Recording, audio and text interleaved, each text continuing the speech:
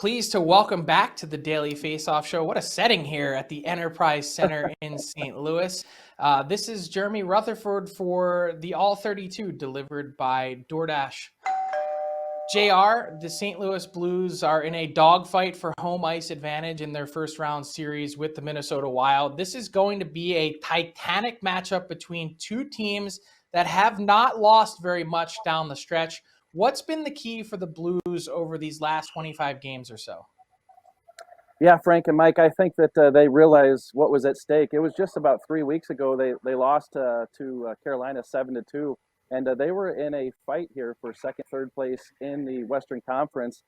Could they slide down to a wild card? So they took one on the chin 7-2 to the Hurricanes, and then after that went on a 16-game pointless point streak and 14-0-2 and played just great hockey. So what's been the difference for them? I think they realized what they needed to do and came together as a team, played better hockey, more intensity, a bigger sense of urgency, guys. And they're getting it from their depth up front, just a lot of depth. We've talked about it all season with the St. Louis Blues. They're now up to 8 players, 20 more goals, and on the verge of possibly getting a ninth one with Ryan O'Reilly. He just needs one more goal. So that's been the story here in St. Louis, that depth up front, and it's shown during this 14-0-2 run before they lost to Colorado a couple days ago.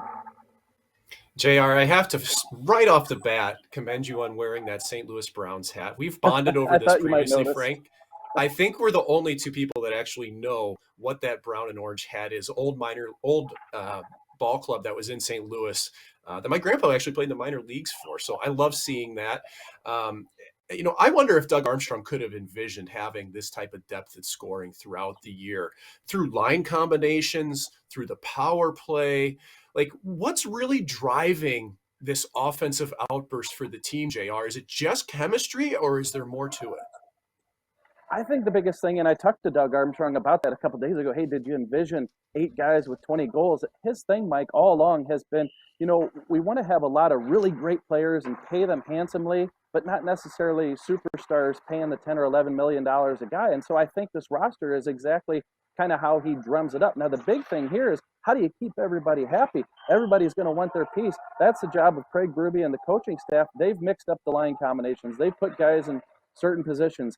There's so many guys who can score on this team that they've had guys who should be on the number 1 power play unit, not on either unit. The power play has been in the top 5 all season. So to me, that's been the biggest challenge. On paper, this is what the Blues had, but I think managing it has been the biggest probably challenge, I think, for Craig Berube and his staff. But, to the players' credit, guys, they've really just looked at the bigger picture and wanted to contribute to this team and not worry about their numbers. And as a result, the numbers have come.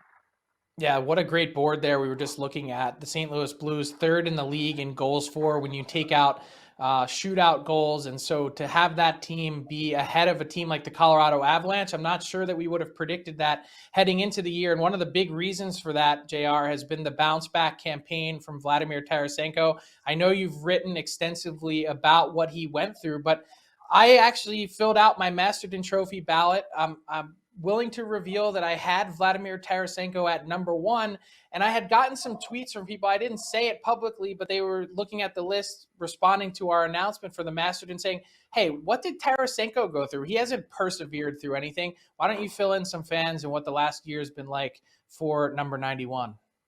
Yeah, no doubt. Well, he had 3 shoulder surgeries on the same left shoulder in a span of 28 months, and just played about 14 games in the span of that 2 years. He went out to Colorado, had a third operation on that shoulder last year. This was the stabilizing surgery that just provides more stability to that shoulder. And look, Doug Armstrong, he gets the trade request from Tarasenko last summer. He does explore his options to see, are there any takers out there? There were no takers. Seattle passes up on him in the expansion draft. The Blues say, look, you're going to be here in St. Louis. We're going to hang on to you until we can find something suitable. Doug Armstrong never found it. So guess what they did? They put him in the lineup, and both parties have just treated this situation completely professionally, both the Blues and Tarasenko, who's just gone out on the ice and played. And listen, I go back to an interview I did with the doctor who did Tarasenko's third surgery. He said, look, I was around the guy. He's motivated, and I can tell you from my perspective, he's 100% healthy.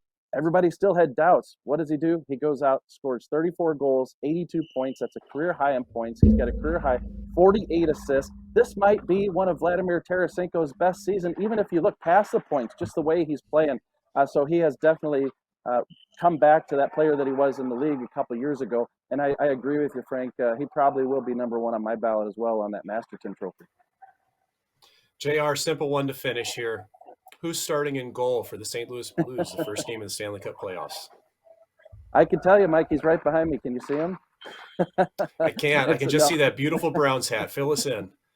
Yeah, no, you can't see around me anyway, right? It's both goalies are out there, but it's going to be Ville Husso. Ville Husso deserves to be the number one game one starter for the Blues. He's been the guy who's stopped the pucks all season long, been mostly consistent, just a little bit of a hiccup there for about a week or two, but found his game again. And Mike, he's been good. It's a different situation here in St. Louis. You have the starter, Jordan Binnington, the number one guy, $6 million a year, 6-year deal. Ville Husso, the backup, making $750,000. But Binnington opened the door with his inconsistent play. Husso stepped in, and he's been terrific. The way they've worked out the games the past week, it's setting up for Husso to be the starter against Minnesota, which that series could begin next Monday or Tuesday. Jordan Binnington did get the start in Colorado. Some people thought because he had started a couple games here recently, were they setting up for Binnington to take over in that game? But no, it's going to be Ville Husso. JR, great background, great stuff as usual. That's Jeremy Rutherford from The Athletic. Be interesting to see over these next 2 days where you're starting next week. Is it in Minnesota? Is it home in St. Louis? Not a lot separating these two teams. I wouldn't be surprised to see either one go on a deep run in these playoffs. That's how well they've played over the last number of weeks. Going to be a titanic matchup, and JR is going to be covering it all for The Athletic. Thanks so much. This has been the All 32 delivered by DoorDash. You see the promo codes there at the bottom of your screen. DFODD if you're in Canada, DFODD US if you're in the United States.